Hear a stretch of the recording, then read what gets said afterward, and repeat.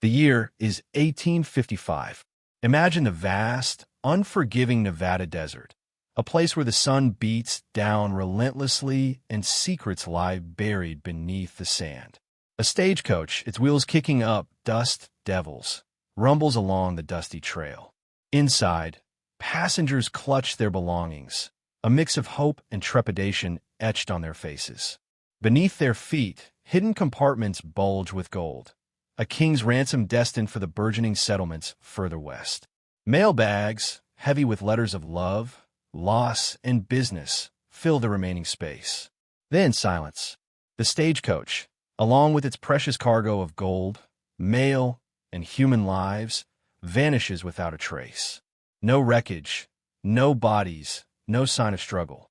Just the endless, mocking expanse of the desert. Rumors spread like wildfire. Bandits, Indian attacks, a sudden earthquake that swallowed the stagecoach whole.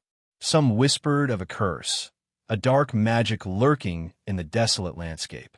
Years turn into decades. The legend of the lost stagecoach becomes a ghost story, a campfire tale told to frighten children and warn travelers of the desert's hidden dangers. The gold, of course, becomes the stuff of dreams, luring fortune seekers into the wilderness, never to be seen again. The desert holds its secrets close, refusing to yield its bounty or reveal the fate of the lost souls within the stagecoach. 20 years have passed.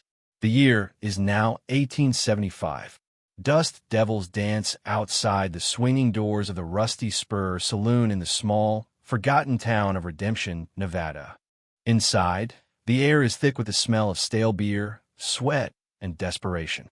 A piano player hammers out a mournful tune in the corner, barely audible above the murmur of conversations and the clinking of glasses.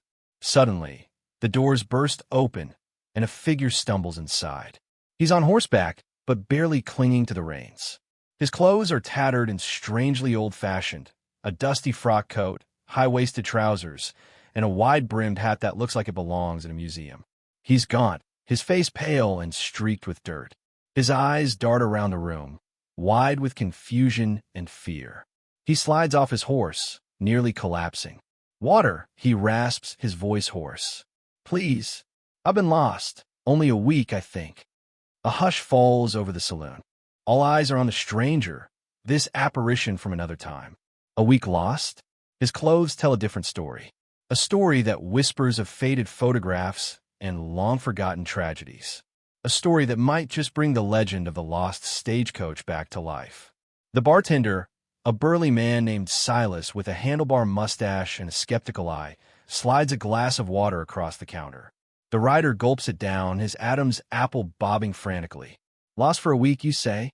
Silas drawls, wiping down the counter with a rag. "Out in the Nevada desert? That's a mighty long week, friend. And those clothes haven't seen anything like that in years." A few chuckles ripple through the saloon. Some of the patrons exchange knowing glances. Another drunk wandered in, they likely think. But there's something unsettling about this man, something that silences the laughter before it can fully form. I don't understand." The rider stammers, his voice still raspy. "I was on the stagecoach, heading west. We got lost, I think. Then everything went dark." The word stagecoach hangs in the air, heavy with unspoken meaning. The saloon grows quiet again. The legend of the lost stagecoach is more than just a story here. It's a part of their history, a shadow that looms over their town. Old Man Hemlock, the town's resident historian and a man who remembers things others have long forgotten, pushes his way to the front. He squints at the rider, his eyes narrowed. "What stagecoach was this, son? Who were the passengers?" The questions are baited, carefully crafted. He wants to see if the man is lying or truly lost in time. The rider hesitates, his brow furrowed in concentration. "It was the Pioneer stage," he says slowly, as if pulling the word from a deep well.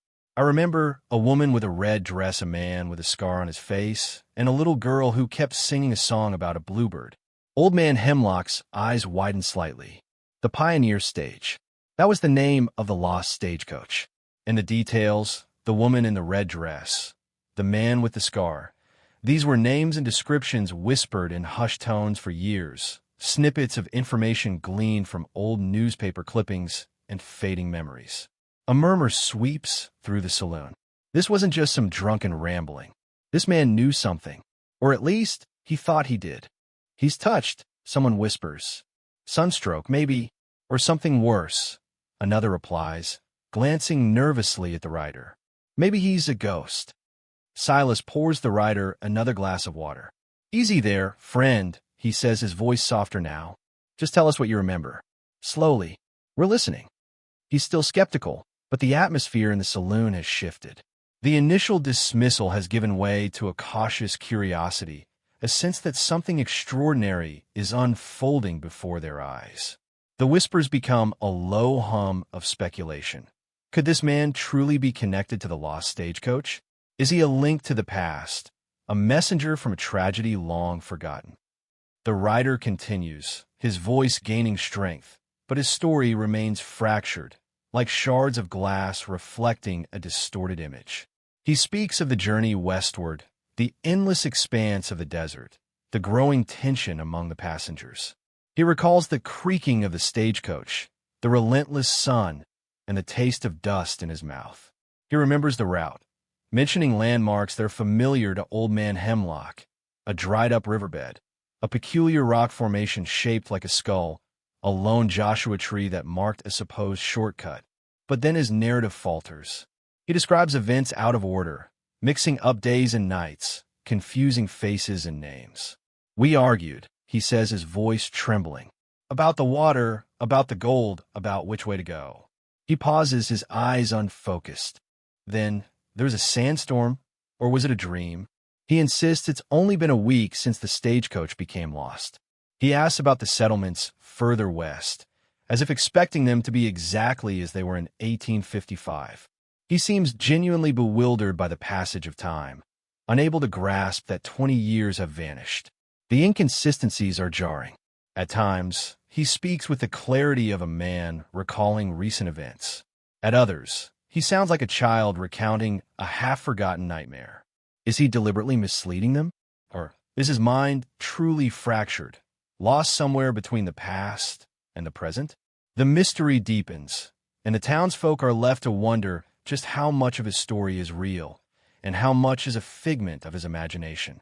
Sheriff Brody, a man hardened by years of dealing with claim jumpers and cattle rustlers, remains unconvinced, but even he can't ignore the growing unease in the town. He agrees to form a search party, along with Old Man Hemlock and a few other brave or foolish souls. Their mission, to verify the rider's story, to find any tangible evidence that might shed light on this strange mystery. They start by checking the landmarks the rider mentioned. The dried-up riverbed is exactly where he said it would be, a testament to his knowledge of the area, however outdated. The skull-shaped rock formation, too, stands sentinel against the harsh landscape. But then, contradictions begin to surface. The lone Joshua tree, the one that supposedly marked the shortcut, is nowhere to be found. And the rider's description of the surrounding terrain doesn't quite match the reality. He speaks of a spring that hasn't existed for decades, a meadow that has long since turned to dust. He's making it up as he goes along, Brody mutters, his skepticism returning. Or, Hemlock counters, stroking his beard thoughtfully, he's seeing a different desert, a desert that no longer exists. The investigation has begun, but the answers are elusive, buried beneath layers of time, deception, and the unforgiving sands of the Nevada desert. Every clue seems to lead to another question. Every step forward is met with a step back. The truth, it seems, is as lost as the stagecoach itself. Days bleed into each other under the relentless Nevada sun. The search party, following the rider's increasingly vague directions, pushes deeper into the heart of the desert. The landscape becomes a monotonous blur of sand, rocks, and scrub brush, each dune looking eerily like the last. The heat shimmers off the sand, distorting the horizon and playing tricks on the eyes. The air is thick with the buzzing of insects and the mournful cry of hawks circling overhead. Water becomes a precious commodity, rationed carefully. Tempers fray. They find faint traces of old trails, wagon ruts almost swallowed by the sand, but nothing that definitively connects to the pioneer stage. The desert is a master of disguise, erasing the past, swallowing secrets whole. Sheriff Brody grows increasingly frustrated. "This is a fool's errand," he grumbles, wiping sweat from his brow. "We're chasing a ghost." Even Old Man Hemlock, usually so optimistic, begins to lose hope. The desert is vast, unforgiving, and indifferent to their search. It holds its secrets close, refusing to yield its bounty. Just when they're about to give up, ready to turn back, a glint of metal catches the sun in the distance. Something lies hidden in a narrow canyon, something that might finally break the desert silence. Could it be the lost stagecoach? Or just another cruel illusion conjured by the relentless heat? The canyon is narrow and shrouded in shadow, a hidden sanctuary from the relentless sun. As the search party cautiously enters, the sight before them silences all doubts. There it is, the wreckage of the pioneer stage. The stagecoach is remarkably well-preserved, considering its age. The wood is weathered and cracked, but the frame is still intact. The wheels are broken, and the leather seats are torn, but the overall impression is one of eerie stillness, as if time itself has stood still within this secluded canyon. A thorough search reveals no bodies, no skeletal remains, only scattered personal belongings, a broken pocket watch, a faded photograph, a child's doll missing an arm. But the most significant discovery is the mailbags. Stacked neatly in the back of the stagecoach, they're untouched, their leather covers still bearing the official seal. "The gold's gone, of course," Brody says, his voice flat. "Bandits, most likely. But Old Man Hemlock is more interested in the mail. These letters, they could tell us what really happened here," he says, his eyes gleaming with anticipation. "They could reveal the secrets of the pioneer stage. Why would bandits leave the mail untouched? What secrets do these letters hold? And what truly happened to the passengers and the gold?" The discovery of the wreckage only deepens the mystery, raising more questions than answers. The desert has finally yielded a piece of its puzzle, but the picture it paints is far from clear. Back in Redemption, Old Man Hemlock, with the help of the town's schoolteacher, Miss Abigail, begins the painstaking task of reading the letters.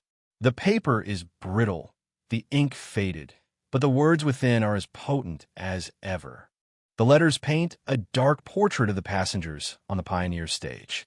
The woman in the red dress, Mrs. Eleanor Ainsworth, was deeply in debt, facing ruin if she didn't reach her destination with a substantial sum of money. The man with the scar, known as Cutter, was a notorious gambler with a violent temper and a long list of enemies. Other letters reveal illicit affairs, simmering resentments, and desperate pleas for help. "It's a viper's nest," Miss Abigail whispers, her face pale. They were all hiding something. Hemlock pores over the letters, searching for clues, for any hint of what might have led to the stagecoach's disappearance. He discovers a series of coded messages, seemingly innocent business correspondence that, upon closer inspection, reveal a plot to steal the gold. But who was behind it? And what went wrong? The letters suggest a growing paranoia among the passengers, a sense that someone was planning something. Accusations were made, alliances formed and broken. Could one of them have been responsible for the disappearance? Did greed and desperation drive them to betray each other? The mail, silent for 20 years, now speaks volumes, revealing a web of secrets, lies, and simmering resentments that could have easily ignited into violence in the isolated expanse of the Nevada desert. The next morning, Hemlock bursts into the rusty spur, his face ashen. He carries a faded photograph, its edges frayed with age. He lays it on the counter, and a hush falls over the saloon once again. The photograph shows a group of people standing in front of Stagecoach. Among them, a woman in a red dress, a man with a scar, and a young boy, no older than 10, with wide, innocent eyes. "Look closely," Hemlock says, his voice trembling. The townsfolk lean in, their eyes widening in disbelief. The boy in the photograph is the writer. There's no mistaking the shape of his face, the set of his jaw, even the faint scar above his left eye. But that's not the most shocking part. One of the letters, written by Mrs. Ainsworth to her sister, mentions the boy's death. Little Thomas succumbed to a fever, she wrote. The desert took another victim. My heart is broken.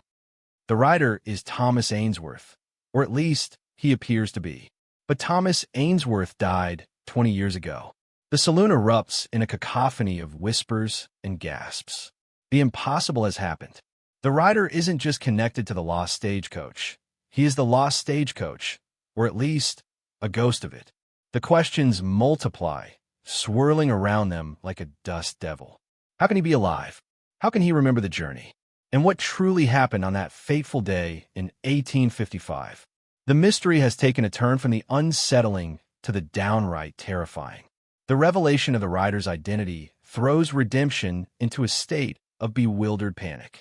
Sensible explanations crumble in the face of the impossible. Sheriff Brody, a man of law and order, struggles to reconcile the evidence with reality. He's a fraud, Brody insists, though his voice lacks conviction. A con man who somehow knows about Thomas Ainsworth and the Pioneer stage. But the photograph, the resemblance, is undeniable. And how could a con man know details that only the passengers would have known? Old Man Hemlock, ever the scholar, leans towards more esoteric explanations. Perhaps, he suggests, his eyes gleaming with a strange light, the desert is a place where the laws of time don't apply. Maybe the stagecoach was caught in some kind of time distortion, and Thomas Ainsworth was thrown forward, trapped between two worlds. Others whisper of ghosts, of curses, of deals made with dark forces in exchange for gold. The saloon becomes a hotbed of speculation, each theory more outlandish than the last. Miss Abigail, the schoolteacher, offers a more pragmatic view. Perhaps he survived, she says quietly. Perhaps Mrs. Ainsworth lied about his death. Perhaps he suffered some kind of trauma that fractured his memories. But even she admits that the writer's apparent lack of aging is inexplicable. Is it time distortion, a ghostly apparition, or an elaborate deception so intricate that it defies comprehension?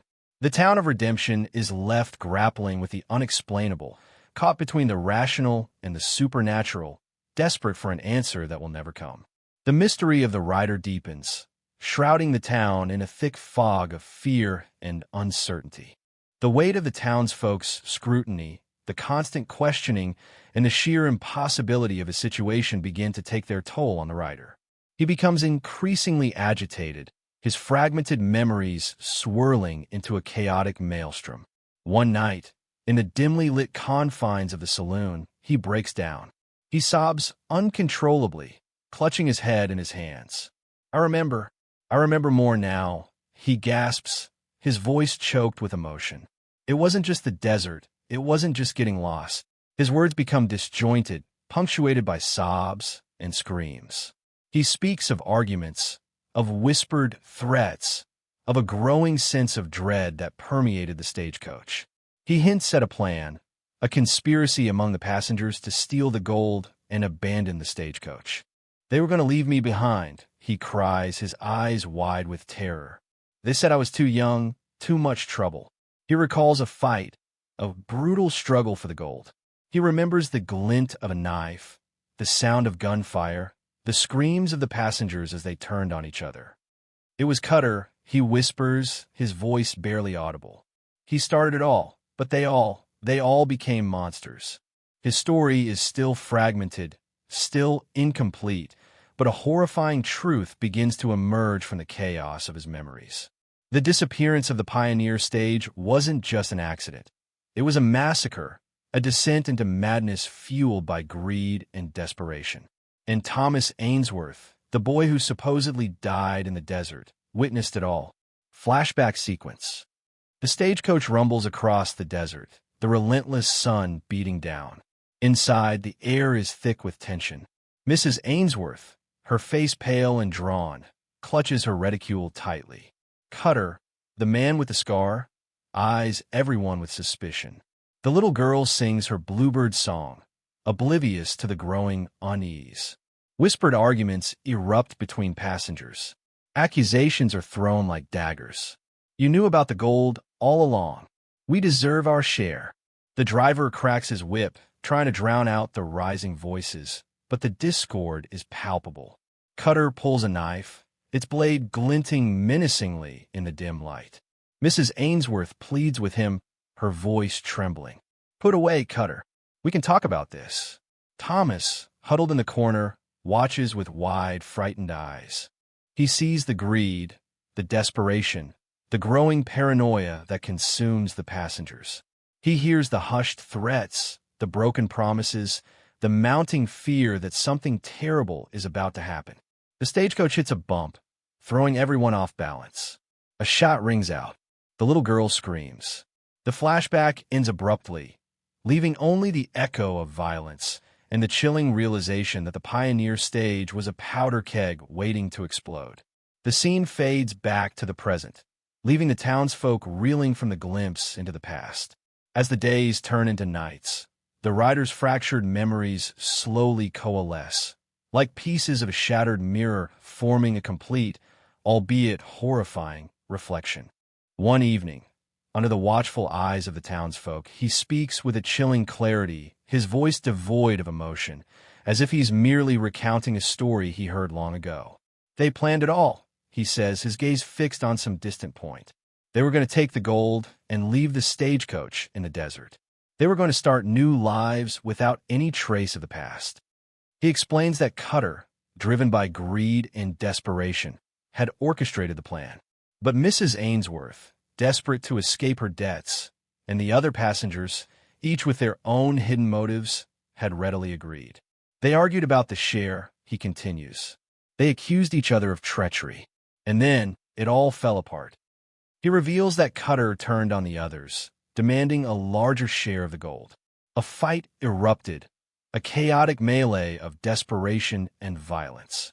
Knives were drawn, shots were fired, and one by one, the passengers fell. "I tried to stop them," he says, his voice cracking slightly. "But I was just a boy." He pauses, his eyes filling with tears. "They killed me too." The saloon is silent, the townsfolk stunned by the brutal simplicity of his confession.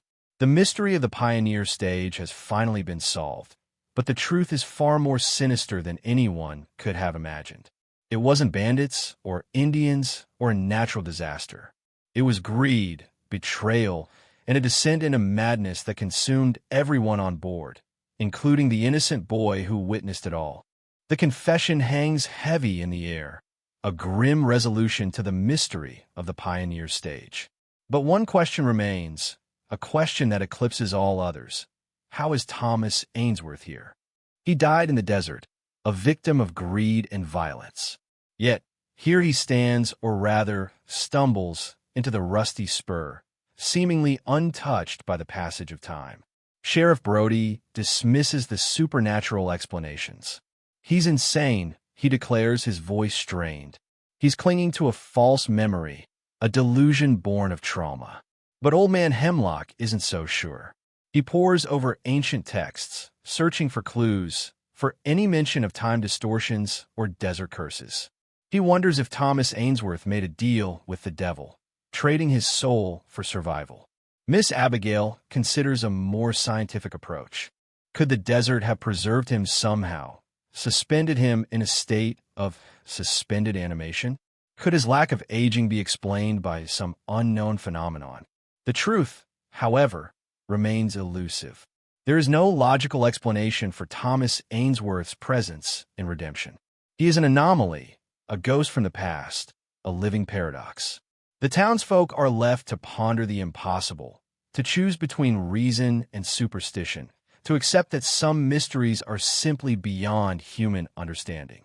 The lingering question casts a long shadow over Redemption, a constant reminder that the desert holds secrets that are best left undisturbed. Haunted by his memories, burdened by the weight of his impossible existence, Thomas Ainsworth can no longer bear the scrutiny of the townsfolk, the questions that have no answers. One morning, he is gone. He slips away unnoticed, like a ghost fading into the dawn. He takes nothing with him, not even his horse. He simply walks back into the desert, drawn by an unseen force, back to the place where his life and his death began. The townsfolk search for him, of course. Sheriff Brody organizes a posse, but their efforts are futile. The desert is vast, unforgiving, and it swallows Thomas Ainsworth whole, just as it swallowed the pioneer stage 20 years before. Some say they see him occasionally, a fleeting glimpse of a figure in old-fashioned clothes wandering aimlessly among the dunes. Others claim to hear his voice on the wind, a mournful whisper carried across the desolate landscape. But Thomas Ainsworth is gone, claimed once again by the desert that holds his secrets.